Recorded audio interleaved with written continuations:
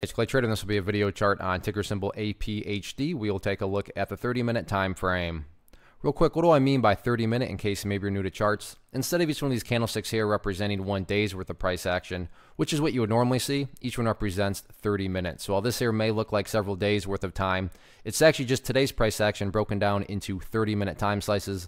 I like to this time frame. I think that's a good job of telling the quote-unquote story of the price, and then makes mapping out where levels of support and resistance a bit easier to see. Don't mean to state the obvious, but I will anyways. Absolutely monster move here for the price. So let's get some levels of support mapped out, then we can talk areas of resistance.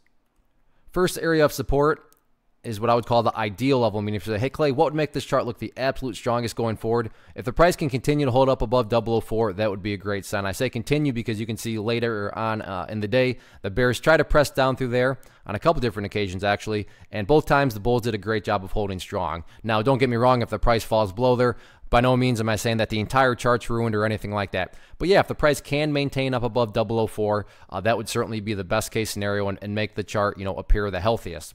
Now, taking a step back, looking at the big picture of things, it's really all about the purple line there, which is the famous 50-period simple moving average. Keyword there being moving. So as time goes by, this line is going to continue to move its way upwards like that. And when you stop and think about it and focus on that as a trend line, and then stop and think about it, okay, well, what does the price have to do over time in order to stay above a line that's increasing? Well, the price itself over time has to keep on increasing. And that by definition is what a bullish move is, right? And that's why I love charts. When you look at them certain ways, they basically insult your intelligence. So again, as far as just big picture perspective and measuring the health of this current move, easiest way to do that, and the simple way to look at things, as long as the price stays above that purple line, bulls are in full control, no questions asked. As far as levels of resistance, I'm just going to focus on one, and I'll explain that in a second. And that level is right up there at 0055. Why am I just talking about one level of resistance? Well, in my opinion, breaking levels of resistance at this point in time, not really a huge priority.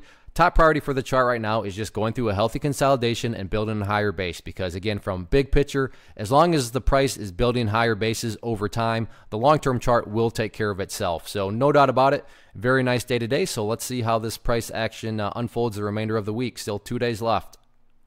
One of the biggest questions that I get is, hey Clay, how do you find the stocks that you trade? So what I've done is put together a free resource guide where I talk about the tools that I use to locate stocks that I find interesting and think may have potential. So if that sounds like something that could add value to you as a trader, then click on the image that is up on the screen right now and I will email you the guide. The guide itself is very short and to the point, and best part, it's completely free.